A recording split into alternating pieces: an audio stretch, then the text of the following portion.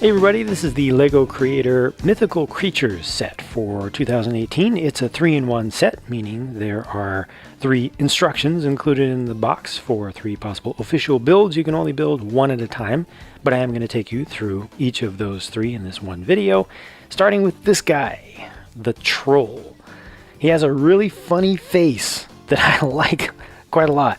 I feel like it's very blocky looking, but totally makes sense the way they've done it, especially with the stud on the 1x1 plate piece that's just at the end of the nose there. I feel like the face looks way better, the whole head looks way better than the rest of the model, but the head itself kind of makes up for the rest of the model.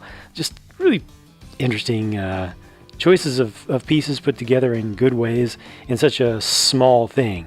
Works out pretty well. Almost looks like he's smiling from the side here, and you can open the jaw quite a bit, and the head itself is on a ball joint, so you can make him look like huh and you can also raise the head up quite a bit, so if a stone is going to fall on him, it's kind of the preparation for that. It doesn't look down quite as much. That's as far as that will go, but notice this kind of claw piece here is done in the dark red color. You'll see the same thing used at the tip of his axe, but I mean the whole thing is able to pose quite a bit because it does use a combination of ball joints and hinges, so just regular clip style hinges for the feet.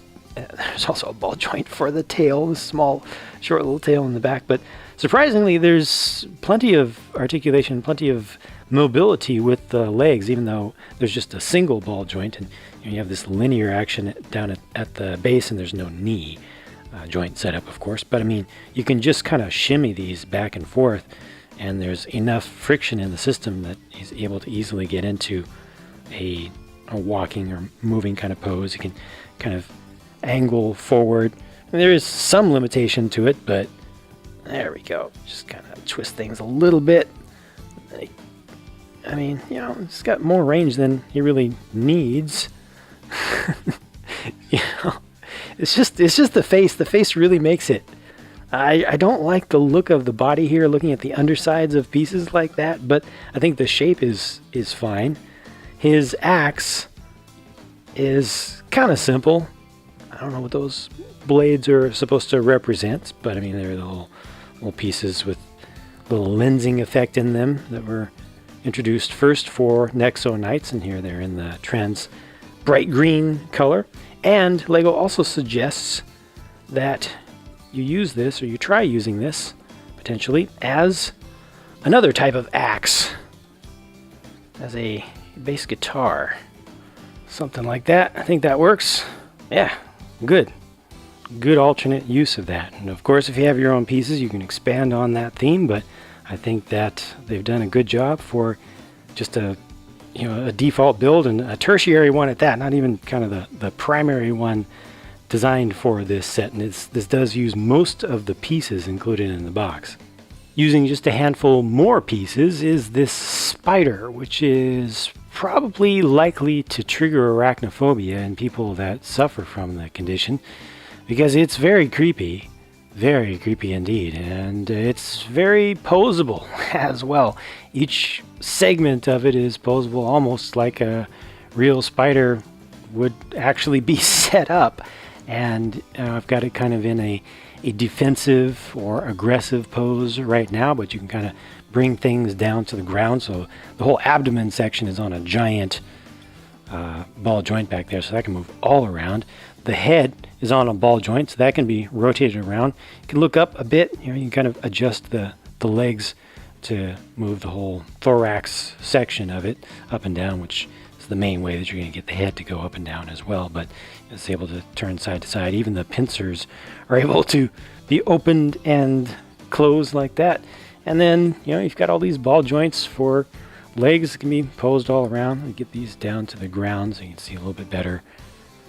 Spread them out so you can see the legs a little bit better. Get these out there as well. I had it set up to be kind of in that aggressive stance, but bringing it down to the ground, getting it a little bit flatter, spreads out the legs. You can see that This pair of legs here uses just the ratcheted hinge joints, but I think that's a fine place to put them. You know, those are used for the main build. They're important for it, but I think if you're going to put them anywhere, this is the right place, because then you can adjust these legs forward and back a little bit. These can be adjusted back as they need to be. You got a single axis hinge joint here, that's fine. It's just a lot of smart decisions, I feel, that went into this. I think the color scheme may be a little bit questionable. It's not the brightest color scheme, but then at the same time, it's not the most earthy and realistic. I like the little bits of what looks like hairs on the sides as well. You get your spinner ducts back here. But yeah, I think just color is the thing that's off a little bit. I really like the dark red, but the combination of the yellow and the flame yellow orange or orangish yellow color, you know, the more school bus yellow color, doesn't work so well for me. I don't know exactly what it is. Though they should work well together, but there's just something a little bit off. But this is a really nice build. Looks fine from the underside. Shows you things a little bit. I actually like looking at the colors there a little bit better. Just the black and yellow, a little bit of the dark red. But anyway, good build. Let's take a look at the primary one though. And this is a dragon, a European-style mythological four-legged dragon with a very large head, almost a comically large head. I think if you want to, you could see this as being a young dragon, you know, one that has just recently started to fly, like an adolescent dragon. I think you might want to see her just at the very beginning, just because the size of the head is so large relative to the body. But I think this is a pretty nice build as well. I do wish it had larger wings though. Again, especially relative to the size of the head. It just keeps coming back to the size of the head for me, doesn't it? But lots of articulation here, lots of flowy motion that you can get out of the wings there. It's nice being able to turn them up and down and back. You can fold them in if you want to. The legs, not so much, you know, in terms of what you can do with them, just because you have that single joint for the shoulder and then the joint for the ankle or wrist there, but still kind of bring stuff in, you know, for more of a proper flying pose. Can bring these in. Try to see, yeah, something more like that. Get the hind legs back. Nice shaping for the hind legs, even though they don't have an additional joint each, but yeah. Get those wings out just a little bit. See, this is interfering right here. Just kind of the elbow there is interfering just a little bit. So what I can do is move those out, because I really want the front legs to hang back like that. There we go. Do the same thing for the other side. Rotate the foot around. That's more like it. Has a little bit of a feeling, so there are those ratcheted joints there at the base of the neck. A little bit of a feeling of the one from the Never-Ending Story, for me, just in how it's aligned and everything. But yeah, that's a pretty good flying pose there. Lots of motion for the tail, so if you want to curl it all the way up, you can. If you want to curl it back down, kind of forward, and just imagine that being used as a weapon as it comes down near the ground, and it just takes a swipe at its enemies.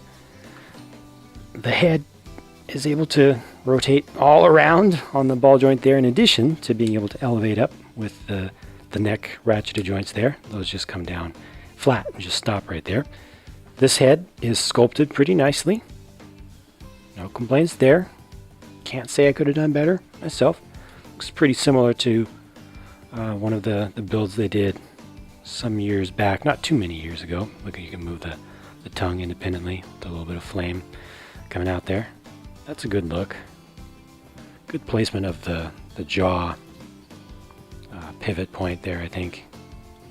Yeah, I like all this little spikiness in here as well. Pretty cool. Really just needs larger wings, in my opinion.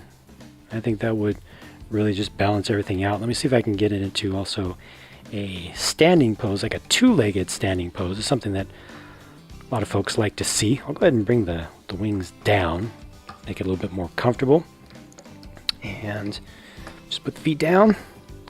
So the head is not able to quite come down as much as I would like it to. So I end up having to kind of compensate a little bit by bringing the body down. So it's not the most convincing of standing poses for a dragon. And again, the elbows kind of get in the way with the wings there. So if I want to bring the hands down, then the elbows have to stick out. Yeah, I'm just trying stuff, you know, just seeing how it feels, because I think a lot of folks like to be able to just pose models like this, especially, I mean, even if you're a kid and, you know, you want to actively play with this, use your imagination, still at some point you're going to put it on a shelf when you're not playing, and, you know, you want to see it, you want it to look cool. And I think this doesn't do so well personally in the two-legged position, but just keeping it on four legs I think is fine. And it has plenty of range there. And this one would look really good hanging from a ceiling. It's pretty light. It has a lot of posability, so no matter where you want to set it up above you, I think it's going to look pretty good. So to me personally, out of these three official options, I think the spider works the best, and that's just totally personal, subjective opinion. I don't think that any of these are particularly bad. At the very least, it's certainly a great parts pack, especially with all the dark red pieces, with these claw pieces here.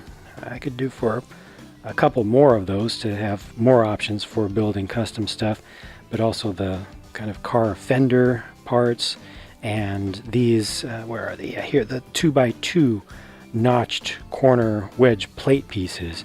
You know, just lots of stuff here that really welcomes customization, and they certainly give you some really good ideas here. I mean, these are so different, these three builds, and each of them uses most of, well, I mean, this uses all the parts, and then these two each use most of the parts. So I think it's a good use of the pieces that are included, and at the very least, gets you started on doing something even better. Best of all, the value here, at least in the United States, I haven't seen prices show up elsewhere yet, but here the price to part ratio is really good, and the value I feel for what I get in this box is fantastic. Just phenomenal. I mean, I don't think I've seen this much value in a box this size that has Lego in one corner of that box in a long time. So that totally makes it more than worth it, and completely undoes any small nitpicky kind of shortcomings that, you know, that I was going through and just looking at each of the individual models. You get a great selection of pieces here and three good builds that are excellent, I think, for the price. Anyway, thank you for watching this video. Hope I showed you everything you wanted to see out of these three builds for this one set. I'm going to get to work on my next video, so I'll talk to you again soon.